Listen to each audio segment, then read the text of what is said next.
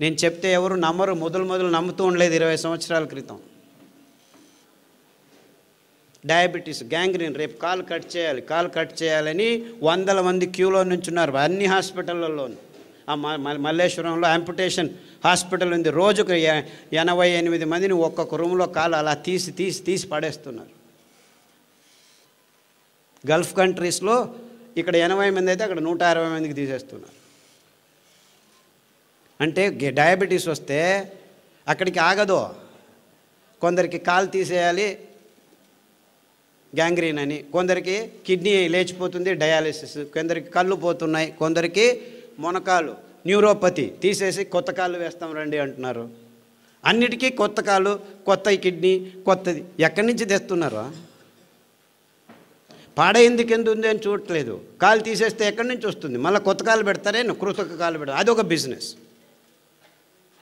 పొద్దున టూత్ పేస్ట్లో నుంచి మొదలు పెడితే కాఫీలు, ఇడ్లీలు, దోశలు, పూరీలు, పుల్కాలు ఇవన్నీ మీరు నోట్లో వేసుకున్న 100 గ్రాములు బియ్యం పిండి నుంచి 35 గ్రాములు గ్లూకోజు 15 నిమిషాల్లో రక్తంలోకి వచ్చేస్తుంది. 15 minutes, that's all it takes.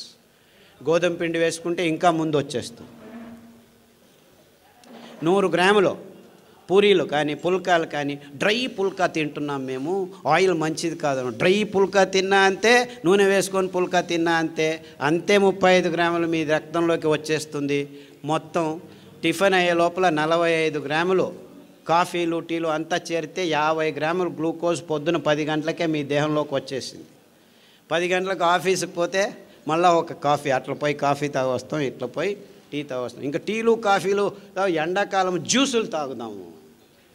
ఒక్కొక్క జ్యూస్లో మీకు 50 గ్రాముల నుంచి 100 గ్రాములు చక్కెర వేసి బుర్ర అని తాగొచ్చి ఆహా మందం అయిపోయింది. రక్తం అంతా చేరి ఆ మందం ప్రవహించకుండా హార్ట్ బీట్ తప్పుతూ ఉంటే, ఓహో హార్ట్ బీట్ తప్పుతుంది, నీ రక్తంలో హార్ట్ బ్లాక్స్ అవుతున్నాయి, రక్తం మందమైపోయింది, ఈ ట్యాబ్లెట్ తీసుకో. ఎన్ని రోజులు తీసుకుంటూ ఉండు, ఏం ప్రాబ్లం లేదు. అరే ఆ చక్కెర నోట్లో పోకుండా చూసుకోరా నాయన, అది మందం అవుతుంది. ఇప్పుడు చక్కెర నీళ్ళల్లో వేసి ఒక 2 నిమిషాలు వేడి చేస్తే ఏమవుతుంది? పాకం అవుతుంది. మీ దేహం టెంపరేచర్ ఎంత ఉంది, ఆ టెంపరేచర్లో మీరు చక్కెరలో వేస్తుంటే పాకమై కూర్చోండి ఉంది. పాకమై కూర్చుందిరా బాబు, అందుకే రక్తం పారట్లేదు అని ఎవడైనా చెప్పాడు? లేదు ఊరికాయ తింటే మీకు బీపీ వచ్చింది అంటాడు. ఉప్పుకు బీపీకి సంబంధమే లేదు, కానీ చక్కెరకు ఉన్న సంబంధం అని ఏ డాక్టర్ ఇంతవరకు మీకు చెప్పలేదు. అంతెందుకు, మీరు మీ భార్య మర్చిపోయి ఉప్పు ఒకసారి సాంబార్లో ఎక్కువ వేసింది అనుకోండి, రెండోసారి మర్చిపోయి ఒకసారి వేసి ఉంటుంది, ఏదో ఇంట్లో గలబల మర్చిపోయాను ఇంకొకసారి ఉప్పు వేశారనుకోండి, ఆ సాంబార్ ఎవరైనా తింటారా? భార్య కూడా తినదు, ఉప్పు కషమని. అదే మర్చిపోయి గులాబ్ జాముకి ఇంకో 4 చెంచాలు చక్కెర ఎక్కువ వేసాం అనుకో, హేమావతి చాలా బాగుంది, ఇంక 2 గులాబీలు తీసుకురా అంటాం. అంటే ఉప్పు మనం కావాలన్నా తినలేము. నాకంటే మీరు కొద్దిగా ఎక్కువ ఉప్పు తినొచ్చు, ఇంకొక ఊరగా ఎక్కువ తినొచ్చు, అంతేకాని ఉప్పు మన నోట్లోకి పోమన్నా పోదు. కానీ డాక్టర్లు ఏం చెప్తున్నారు? ఉప్పు వల్ల మీకు బీపీ వస్తుంది అంట. నిజంగా బీపీ వస్తుంది ఈ చక్కెర వల్ల, ఈ కాఫీ వల్ల, ఈ టీ వల్ల, ఈ పాల వల్ల అని ఏ డాక్టర్ మీకు చెప్పట్లేదు. ఇన్ఫ్యాక్ట్ ఊరగాయ అతి అద్భుతమైన పదార్థం. నిమ్మకాయ ఊరగాయ, టమోటా ఊరగాయ, చింతపండు ఊరగాయ, మామిడికాయ ఊరగాయ, ఉల్లికాయ ఊరగాయ, ఇవన్నీ ఆల్ఫా హైడ్రాక్సీ కార్బాక్సిలిక్ యాసిడ్స్ అంటారు. Tartaric acid, citric acid, ascorbic acid, మామిడి పండులో గ్యాలిక్ యాసిడ్ అని, గోంగూరలో ప్రోటోకోచిక్ యాసిడ్ అని, ఇంకొకటి అద్భుతమైన పదార్థాలు. ఇవి అద్భుతం. ఎంత అద్భుతం అంటే మీ దేహంలో క్యాన్సర్ని పుట్టించే కారకాలని 1 నిమిషంలో నిర్వీర్యం చేస్తాయి. అంటే మన దేశంలో ఊరగాయ కూర్చుకొని ఇట్లా ఇంతేం తినము, చివరకు పెరుగన్నంలో కొద్దిగా నంజుకొని తింటాం. ఆ కొద్ది అంశమే చాలు మన దేహంలో క్యాన్సర్ని దూరం చేసేదానికి దోహదపడుతుంది. ఇంత అద్భుతమైన ఆహార పద్ధతిని అనారోగ్యం అని చెప్పి ఊరగాయని మన అరిటాకుల నుంచి తీసేసి చివరికి ఇచ్చింది వీళ్ళు ఏమిటాయంటే ఐస్ క్రీములు. ఆ ఐస్ క్రీమ్ తిని హార్ట్ బ్లాక్ అవుతున్నాయి పిల్లలకి, చిన్న చిన్న పిల్లలకి. ఇది ఆహార సంస్కృతిని పూర్తిగా నాశనం చేసే అడ్వర్టైజ్మెంట్లు చేస్తున్న మోసం. ఏ ఒక్క డాక్టర్ అయినా మీరు ఐస్ క్రీమ్ తినొద్దండి మంచిది కాదు అని చెప్పాడా? లేదు. ఊరగాయ తినొద్దండి అని అందరికీ చెప్తున్నారు. ఒకరికొకరు ఊరగాయ తినొద్దు అంట. వాడెవడో అమెరికాకు పోయిన వెంటనే ఫోన్, అమ్మా మీరు ఊరగాయలు ఎక్కువ తింటున్నారు, కొబ్బరి చట్నీలు ఎక్కువ తింటున్నారు, ఆఫ్ చేయండి. అక్కడ మాంసము, పిజ్జాలు, బర్గర్లు తిని హార్ట్లు పుట్టుకు అని చనిపోతున్నారు. దాని గురించి ఎవరు చెప్పట్లేదు. కొబ్బరిలో కొలెస్ట్రాల్ లేదు, ఊరగాయలో బీపీ లేదు. ఉండే బీపీ, ఉండే రోగం, ఉండే షుగర్ అంతా షుగర్లో, పాలల్లో, కాఫీలో, టీలో ఉంది. కానీ ఏ ఒక్క డాక్టరు, ఏ ఒక్క విజ్ఞాని, ఏ విశ్వవిద్యానిలయం దీని గురించి చెప్పట్లేదు. దానికి తోడు పుస్తకాల్లో రోసుకొని పాలు మంచిది, బియ్యం మంచిది, గోధుమలు మంచిది, ఇది తినండి అది తినండి అని ఈ డాక్టర్ల నుంచి, డయాబెటీస్ వచ్చిందా చపాతీ తిన్ను, చపాతీలో గ్లూటెన్ అనే ప్రోటీన్ ఉంది, అది కూడా ఈ కల్మషాలు మీ చిన్న పేగుల్ని, పోగుల్ని అంటుకుంటే సిలియక్ డిసీజెస్, అలర్జీ డిసీజెస్ అన్నీ వస్తాయి. నిర్నాళ గ్రంథికలు నాశనం అవుతున్నాయి. అటువంటి భయంకరమైన పదార్థాన్ని ఆహారమని ఎందుకు నమ్మించారో? ఈ ఫర్టిలైజర్ కంపెనీలు పెంచుతున్నది గోధుమలు ప్రపంచమంతా. అందుకే అందరూ గోధుమలు తినేట్టు చేస్తున్నారు. చపాతీ మంచిది, చపాతీ ఆయిల్ వద్దు, పుల్కాలు మంచివి. What non sense. ఆ గోధుమల వైపు ముఖం కూడా చూపించకూడదు, అంత భయంకరం. ఎందుకంటే 1 కేజీ పెంచేదానికి 10,000 లీటర్ల నీళ్లను కట్టాలి. మొదటే చెప్పాను, నీళ్లు లేవు. చక్కెర 1 కేజీ పెంచేదానికి 28,000 లీటర్ల నీళ్లను పెంచాలి, కట్టాలి మనం సాగుబడి. ఇంత భయంకరమైన పదార్థాలని ఆహారమని నమ్మించి మొత్తం ప్రపంచాన్ని నాశనం చేయటం ఒకవైపు అయితే, ప్రకృతి పర్యావరణాన్ని నాశనం చేస్తున్నాం మనం. మన జీవితాలు పాడైపోవడం ఒకవైపు, మొత్తం ప్రపంచంలో ఉన్న మూగ ప్రాణులన్నింటినీ నాశనం చేస్తున్నాం. ఎందుకంటే మనకు కావాల్సిన ఈ పందుల్ని, కోళ్ళని, ఆవుల్ని పెంచేదానికి మొత్తం ప్రపంచంలో పెద్ద పెద్ద అడవులన్నింటినీ నాశనం చేసేసి ఈ సోయాబీను, మొక్కజొన్న, పశుగ్రాసం తయారు చేస్తున్నారు.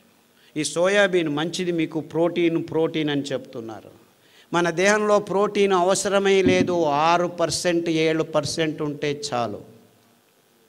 ఆ 7% ప్రోటీను మన సిరిధాన్యాల్లో, కొర్రల్లో ఉంది, అరికల్లో ఉంది, సామెల్లో ఉంది, అండు కొర్రల్లో ఉంది, ఊదుల్లో ఉంది. ఏ డాక్టర్ అయినా, ఏ విజ్ఞాని అయినా ఈ విషయాన్ని చెబుతున్నారా? లేదు, ప్రోటీన్ కావాలి తినండి, ప్రోటీన్ కావాలి తినండి అని వాళ్ళు చెప్పారని మన ఆయుర్వేద పండితులు పొద్దున్న లేచి మొలకలు చేసుకొని తినండి ఇందిన్ని అని చెప్పడం మొదలుపెట్టారు. మొలకల్లో ప్రోటీన్ ఉంది, 24% ప్రోటీన్ ఉంది. అంత తినకూడదు మీరు. కావాలంటే వారానికి ఒకసారి ఏదైనా బేడలు, అది పెసలు కావచ్చు, ఉలవలు కావచ్చు, కందులు కావచ్చు, శనగలు కావచ్చు, అంతకంటే ఎక్కువ అవసరం లేదు. మీరు ఎక్కువ తింటే మీ పొట్ట అప్పుద్దు తెలుస్తుంది మీకు. గ్యాస్ పట్టుకుపోతుంది. గ్యాస్ ఇక్కడ ఇరుక్కుపోయింది, అక్కడ ఇరుక్కుపోయింది. ఈ మొలకలు తింటే ప్రోటీను, అంతేకాకుండా దాంట్లో కూడాను చాలా కార్బోహైడ్రేట్ ఉంది, మీ షుగర్ ఎక్కువైపోతుంది.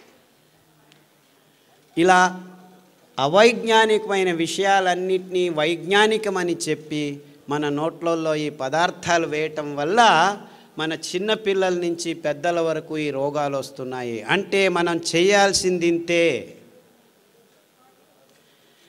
ఈ అద్భుతమైన వరి అన్నాన్ని, ఏమి నువ్వు చెప్పేది? వరి అన్నం అన్నం కాదంటున్నావా? వరి అన్నం అన్నమే కాదు.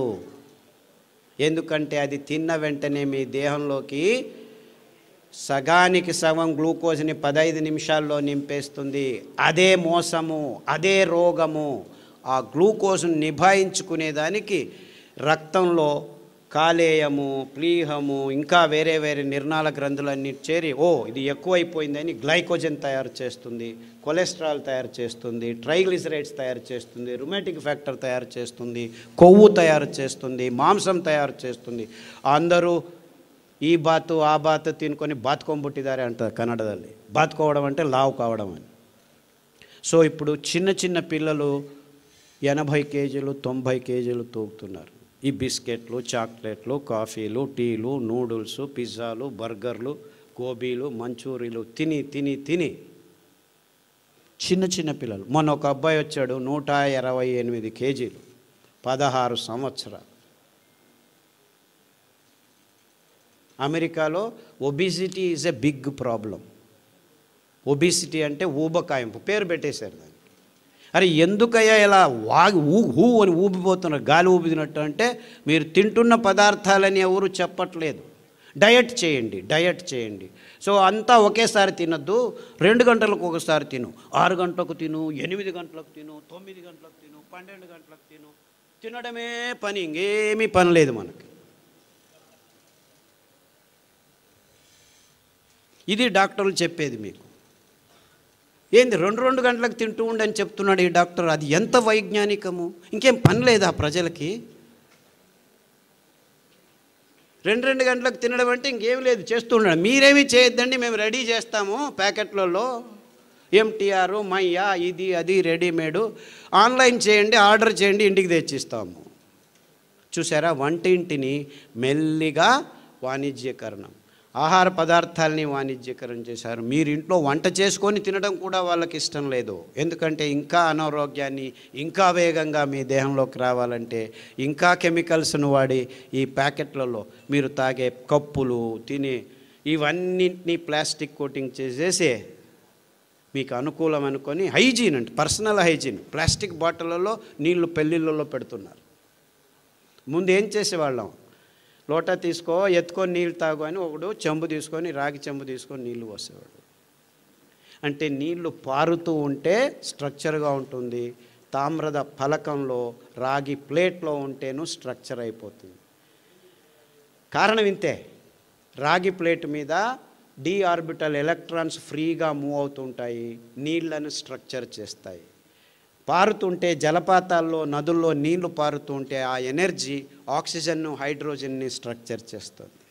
ఆ ఎనర్జీ నీళ్లు నింపినప్పుడు కూడాను స్పృశిస్తూ ఉండేది రాగి ఫలకం మాత్రమే. అందుకే మన సాధు పుంగవులు, మునులు ఎక్కడికి వెళ్ళినా రాగి కమండలం తీసుకెళ్లేవాళ్ళు. కోపం వచ్చినా, ఇష్టమైన, శాపం ఇవ్వాలన్నా, వరం ఇవ్వాలన్నా ఆ నీళ్ళనే తీసుకొని నీ దేహం మీద వేసేవాళ్ళు.